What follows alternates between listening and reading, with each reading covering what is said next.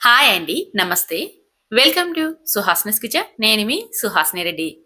ఈరోజు మన కిచెన్‌లో చాలా సింపుల్‌గా ఇంట్లో ఉన్న పదార్థాలతో తేలికగా తయారయ్యే ఒక రుచికరమైన స్వీట్ రెసిపీని షేర్ చేయబోతున్నా. ఎప్పుడు తిన్నా సరే బోర్ కాకోకుండా ఫెస్టివల్ లేదా ఇంటికి ఎవరైనా అతిథులొస్తున్నా సరే ఈ స్వీట్ అనేది చాలా చాలా బాగుంటుంది. చాలా సులువుగా చేసుకోవచ్చు కాబట్టి మనకి హడావిడి లేకోకుండా మనం తొందరగా చేసివ్వచ్చు. మరి ఇంకెందుకు ఆలస్యం ఒక్కసారి ఫుల్‌గా వీడియోని చూడండి. నచ్చితే లైక్ చేయండి. ముందుగా స్టవ్ మీద ఒక గిన్నె పెట్టుకోండి. అందులోకి 1:30 కప్పు బెల్లం తురుమును వేయండి.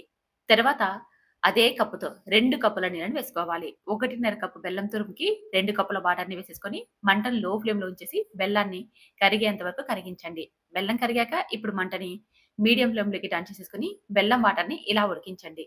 బెల్లం వాటర్ ఇలా ఉడికితే సరిపోతుంది. మనకి పాకైతే అవసరం లేదండి.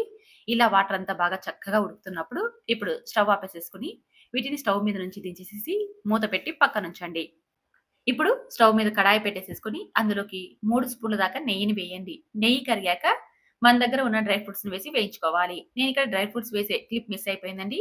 నేను ఇక్కడ బాదం పప్పుని, జీడిపప్పుని, అలాగే కిస్మిస్, పంప్కిన్ సీడ్స్‌ని వేశాను. వీటన్నిటిని లో ఫ్లేమ్‌లో వేయించుకోవాలి. బాగా క్రిస్పీగా అయిపోయి చూడండి జీడిపప్పు కూడా కలర్ మారిపోయింది కదా! అప్పుడు వీటిని ఒక ప్లేట్‌లోకి తీసి పక్కనుంచండి. మిగిలిన నెయ్యిలోకి 2 కప్పుల కొబ్బరి తురుమును వేసుకోవాలి. నెయ్యి మీకు తక్కువగా ఉందనిపిస్తే మరొక స్పూన్ యాడ్ చేసేసుకొని, ఈ కొబ్బరి తురుముని లో ఫ్లేమ్‌లో కొన్ని సెకన్ల పాటు మాత్రమే వేయించండి. కొబ్బరి అనేది మనకి క్విక్‌గా ఫ్రై అయిపోతుంది. ఎక్కువ సేపు వేయించామంటే మనకి అంత బాగోదు. కొన్ని సెకన్ల పాటు కొద్దిగా కలర్ చేంజ్ అయ్యేంత వరకు వేయించండి. ఇలా వేయించుకున్న ఈ కొబ్బరి తురుమును ఒక ప్లేట్‌లోకి తీసుకొని పక్కనుంచండి. ఇప్పుడు అదే కడాయిలోకి మరొక 2 స్పూన్ల దాకా నెయ్యిని వేసుకొని, అదే కప్పుతో 2 కప్పుల అటుకుల్ని వేసుకోండి. అటుకుల్ని శుభ్రం చేసేసుకొని వేయండి. మంటని లో ఫ్లేమ్‌లో ఉంచి అటుకుల్ని బాగా క్రిస్పీగా అయ్యేంత వరకు వేయించాలి. నాకైతే ఈ అటుకులు వేయించుకోవడానికి దాదాపు 8-10 నిమిషాలు టైం పట్టిందండి. అప్పుడే మనకి ఇవి క్రిస్పీగా అయిపోతాయి. అటుకులనేది కాస్త మెత్తగా ఉంటాయి కదండీ! క్రిస్పీగా అయిపోవాలంటే కాస్త టైం పడతది. అది కూడా మనం లో ఫ్లేమ్‌లో వేయించుకోవాలి. మంటని హైలో పెట్టేసామంటే త్వరగా మాడిపోతాయి తప్ప క్రిస్పీగా అవ్వవు. చూసారుగా ఇలా క్రిస్పీగా అయ్యేంత వరకు వేయించుకోవాలి. ఇవి బాగా క్రిస్పీగా అయిపోయి కాస్త రంగు మారాక ఇప్పుడు ఇందులోకి మనం బెల్లంని కరిగించి పెట్టుకున్నాం కదా! ఆ వాటర్‌ని స్టెయినర్ సహాయంతో ఇందులోకి వడగట్టాలి. చూడండి ఇక్కడ వాటర్ వడగట్టాక చూపిస్తున్నాను. మనకి బెల్లంలో చెత్త అలాంటివన్నీ ఉంటాయండి. ఖచ్చితంగా వాటర్‌ని మనం స్టెయినర్ సహాయంతో వడగట్టి వేసుకోవాలి. ఇది కావాలి అంటే ఈ బెల్లం ప్లేస్‌లో చక్కెరను కూడా వాడుకోవచ్చు. చక్కెరని కరిగించేసేసుకొని ఇందులోకి వేసుకోవాల్సిన అవసరం అయితే ఉండదు. ఎందుకంటే చక్కెర అనేది మనకి త్వరగా కరిగిపోతుంది కాబట్టి ఇలా అటుకులు వేయించాక అప్పుడు చక్కెరని వేసేసుకొని తర్వాత అందులోకి 2 కప్పుల వేడి వాటర్‌ని వేసేసుకొనైనా మీరు ఫ్రై చేసేసుకోవచ్చు. ఇప్పుడు మనం బెల్లం వాటర్ వేసాక అంతా బాగా కలిపి మూత పెట్టి 5 నిమిషాల పాటు మీడియం ఫ్లేమ్‌లో ఉడికించాలి. 5 నిమిషాల తర్వాత చూపిస్తున్నా చూడండి. వాటర్ అంతా కూడా అటుకులు పూర్తిగా అబ్జర్వ్ చేసేసుకున్నాయి.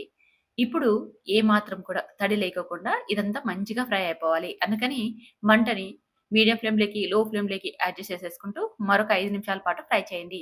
అప్పుడు పూర్తిగా తడి అనేది లేకోకుండా మనకి ఇవి పొడి పొడిగా అయిపోతాయి. చూస్తున్నారుగా ఇక్కడ? ఎక్కడే గాని మనకి తడి కూడా లేదు. పెనం కింద కానీ చూడండి. ఇలా ఫ్రై చేసుకున్నామంటే ఈ స్వీట్ అనేది మనకి దాదాపు వారం రోజుల పాటు నిల్వ ఉంటుందండి. త్వరగా చెడిపోదు. ఇప్పుడు ఇందులోకి కొబ్బరి తురుమును వేయించి పెట్టుకున్నాం కదండీ! అది వేసుకోవాలి. కొన్ని యాలకుల్ని కూడా దంచి వేసుకోండి. మీరు తినగలిగే టేస్ట్‌ని బట్టి 4-5 దాకా దంచి వేయండి. అలాగే వేయించుకున్న డ్రై ఫ్రూట్స్‌ని వేసేసుకొని మరొకసారి ఇదంతా బాగా కలిసేలాగా కలపండి. మరొక నిమిషం పాటు మంట లో ఫ్లేమ్‌లో ఉంచి ఫ్రై చేయండి. అప్పుడు అంతా కూడా పర్ఫెక్ట్‌గా సెట్ అయిపోతుంది. ఎందుకంటే కొబ్బరికి కూడా స్వీట్ అంటుకోవాలి కదండీ! అందుకని ఒక నిమిషం పాటు అంతా బాగా కలుపుతూ వేయించండి. అప్పుడు కొబ్బరి కూడా ఈ స్వీట్‌లోకి బాగా కలిసిపోతుంది. ఈ స్వీట్ అనేది మనకి దాదాపు 10 రోజుల పాటు నిల్వ ఉంటుందండి. చాలా చాలా రుచిగా ఉంటుంది. క్విక్‌గా ప్రిపేర్ చేసేసుకోవచ్చు. ఇలా ఒక నిమిషం పాటు వేయించుకుంటే సరిపోతుంది. పైన కాస్త నెయ్యిని వేసుకోండి. నెయ్యి వేసి క్లిప్ మిస్ అయింది. ఎప్పుడైనా సరే ఏదైనా స్వీట్ చేసినాక లాస్ట్‌లో కొద్దిగా నెయ్యిని వేసామంటే ఆ ఫ్లేవర్ చాలా చాలా బాగా ఉంటుందండి. అంతేనండి. క్విక్‌గా చేసుకున్న ఈ స్వీట్ రెసిపీ చాలా అంటే చాలా రుచినిస్తుంది. ఇంటికి ఎవరైనా అతిథులొస్తున్నారంటే చాలు హడావిడి లేకోకుండా మనం ఈ స్వీట్‌ని ప్రిపేర్ చేసేసుకోవచ్చు. అంతే కాకుండా దేవునికి నైవేద్యంగా పెట్టాలనుకున్న ఈ స్వీట్‌ని మనం చాలా చాలా ఈజీగా తయారు చేసేసుకోవచ్చు కదా! మరింకెందుకు ఆలస్యం ఈ స్వీట్‌ని మీరు కూడా తప్పకుండా ఒక్కసారి ట్రై చేయండి. రానున్న రోజులన్నీ కూడా మన ఇంట్లో ఏదో ఒక స్పెషల్ డే ఉంటుంది. ఈ మాసమంతా కూడా చాలా చాలా ఫెస్టివల్స్ జరుపుకుంటూ ఉంటాం కదా! ఏ ఫెస్టివల్‌కైనా సరే ఈ స్వీట్‌ని ప్రిపేర్ చేసుకొని తినొచ్చు. చాలా రుచిగా ఉంటుంది. ఇంటికి ఎవరైనా అతిథులొచ్చినప్పుడైనా సరే, లేదా మనం స్వీట్ తినాలనుకున్నా సరే చాలా క్విక్‌గా ప్రిపేర్ చేసేసుకోవచ్చు. మరింకెందుకు ఆలస్యం ఒక్కసారి చూసి ట్రై చేయండి. దీనికోసం స్టవ్ మీద ఒక పాన్ పెట్టుకొని, ఒక స్పూన్ నెయ్యిని వేసుకోండి. నెయ్యి కాస్త వేడెక్కాక హాఫ్ కప్పు పెసరపప్పును తీసుకొని, మంటను లో ఫ్లేమ్‌లోకి, మీడియం ఫ్లేమ్‌లోకి అడ్జస్ట్ చేసుకుంటూ మంచి రంగొచ్చేంత వరకు వేయించుకోండి. ఎప్పుడైతే ఇవి మంచి స్మెల్ ఒస్తాయో అప్పుడు స్టవ్ మీద నుంచి దించేసి వీటిని ఒక ప్రెషర్ కుక్కర్‌లోకి వేసేసుకోండి. ఇలా మొత్తం అంతా కూడా ప్రెషర్ కుక్కర్‌లోకి వేసేసుకొని, మనం నెయ్యి వేసి వేయించుకున్నాం కాబట్టి ఇవి మంచి సువాసన వస్తూ ఉంటాయి. తర్వాత అందులోకి ఏ కప్పుతో అయితే మనం పెసరపప్పును తీసుకున్నామో, ఆ కప్పుతో 3 కప్పుల నీళ్ళని వేసుకోవాలి. ఇక్కడ మనం హాఫ్ కప్పు మాత్రమే తీసుకున్నాం కాబట్టి, నేనిక్కడ 1.5 కప్పు వాటర్‌ని వేశాను. ఇలా వేసేసి మూత పెట్టి, స్టవ్ మీద పెట్టుకొని 4 విజిల్స్ వచ్చేదాకా ఉడికించుకోవాలి.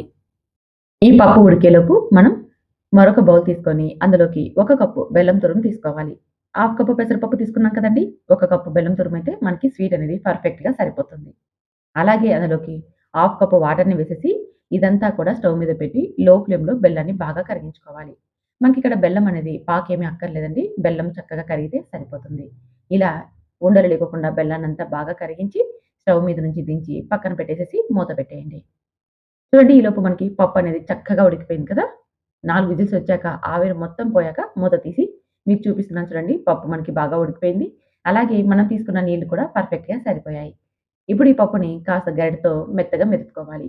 మరీ స్మూత్‌గా కాకుండా కచ్చా పచ్చాగా అన్నమాట. అక్కడక్కడ మనకి పప్పు అనేది తగులుతూ ఉండాలి. ఇలా మెదిపేసేసి పక్కన పెట్టేసేసుకోండి. ఇప్పుడు స్టవ్ మీద ఒక పాన్ పెట్టుకొని అందులోకి 2 స్పూన్ల దాకా నెయ్యిని వేసుకోండి.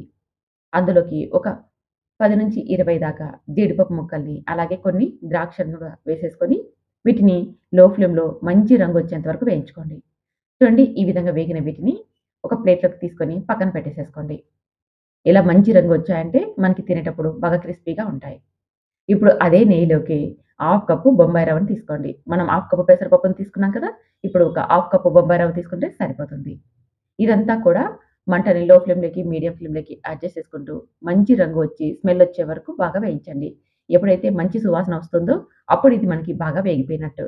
ఇప్పుడు మంటను లో ఫ్లేమ్‌లోకి టర్న్ చేసేసుకొని, మనం ఉడికించి కాస్త మెదిపి పెట్టుకున్న ఈ పెసరపప్పు మిశ్రమాన్ని ఇందులోకి వేసేసుకోండి. ఇలా వేసేసుకొని ఇదంతా బాగా కలుపుతూ మరొక 2, 3 నిమిషాల పాటు ఫ్రై చేసేసుకోండి. ఇదంతా కూడా బాగా చక్కగా కలిసిపోతుందనమాట. పెసరపప్పు మనకి రవ్వ అంతా మంచిగా కలవాలంటే ఒక 2-3 నిమిషాల పాటు ఇది బాగా కలుపుకోవాలి. అలాగే రవ్వనేది కూడా కాస్త మెత్తబడుతుంది. మనం ఒక 2-3 నిమిషాలు ఫ్రై చేసుకుంటాం కదండీ! అందుకని రవ్వ కూడా మనకి కాస్త ఉడుకుతుందన్నమాట. ఇప్పుడు ఇందులోకి బెల్లంని వడగట్టుకోవాలి. మనం బెల్లాన్ని కరిగించి పెట్టుకున్నాం కదండీ! ఆ పాకాన్ని ఇందులోకి వడగట్టుకోవాలి. ఏదైనా ఇసుక, చెత్త లాంటివి బెల్లంలో ఉంటే స్టెయినర్‌లో ఉండిపోతాయి. తర్వాత ఇదంతా మంటను లో ఫ్లేమ్‌లోకి, మీడియం ఫ్లేమ్‌లోకి అడ్జస్ట్ చేసుకుంటూ బాగా కలిసేలాగా కలుపుకోవాలి. ఇదంతా కూడా ఈ బెల్లం సిరప్‌లో కలిసిపోవాలి. ఎక్కడే కానీ ఉండలు లేకోకుండా మంచిగా కలవాలి. అందుకని మంటని లో ఫ్లేమ్‌లోకి, మీడియం ఫ్లేమ్‌లోకి అడ్జస్ట్ చేసుకుంటూ బాగా కలుపుతూ ఉడికించండి. దాదాపు ఒక 5 నిమిషాల పాటు ఉడికించుకున్నామంటే ఈ విధంగా దగ్గర పడుతుంది.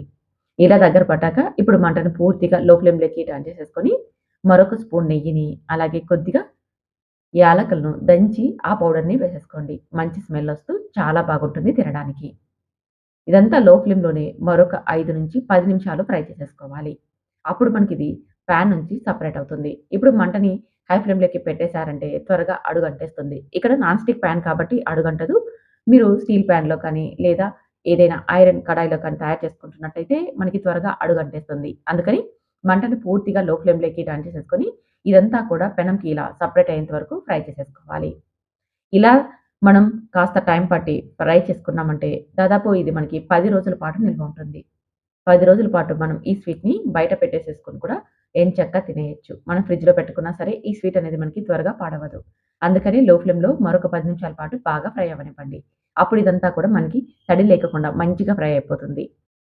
ఇలా లో ఫ్లేమ్‌లో 10 నిమిషాల పాటు ఫ్రై చేసుకొని, తర్వాత మనం వేయించి పెట్టుకున్న ఈ జీడిపప్పు, ద్రాక్షను వేసేసుకొని కలిపి సర్వ్ చేసేసుకోవడమే.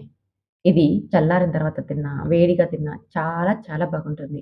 తింటూ ఉంటే మనకి ఇది స్మూత్‌గా ఉండడం వల్ల వెన్నలా కరిగిపోతుంది. ఎంత రుచిగా ఉంటుందంటే పెసరపప్పుతో చేసుకున్నాం కదండీ! అందులోకి నెయ్యిని దట్టించి చేశాం కాబట్టి చాలా చాలా రుచిగా ఉంటుంది. పిల్లలకి ఒక హెల్తీ రెసిపీ అని చెప్పొచ్చు. స్వీట్ తినాలనుకున్నప్పుడు ఈ హెల్తీ స్వీట్‌ని ట్రై చేయండి. చాలా చాలా రుచిగా ఉంటుంది. క్విక్‌గా కూడా ప్రిపేర్ చేసేసుకోవచ్చు. మనం ఫెస్టివల్ టైమ్‌లో ఈజీగా తయారు చేసుకోవాలన్నా సరే ఈ స్వీట్ మనం తయారు చేసేసుకోవచ్చు. ఇంటికి ఎవరైనా అతిథులొచ్చినా సరే, ఏదైనా స్వీట్ తినాలనుకున్నా సరే. మరి ట్రై చేస్తారు కదూ! ట్రై చేసి ఎలా వచ్చిందో కామెంట్ చేయండి. అలాగే నేను చేసిన విధానం నచ్చితే మీ ఫ్రెండ్స్, ఫ్యామిలీ మెంబర్స్ కూడా ఈ వీడియోని షేర్ చేసేసి, మీరు కూడా మన ఛానెల్‌ని సబ్స్క్రైబ్ చేసుకొని ఫాలో అవ్వండి. Thank you for watching.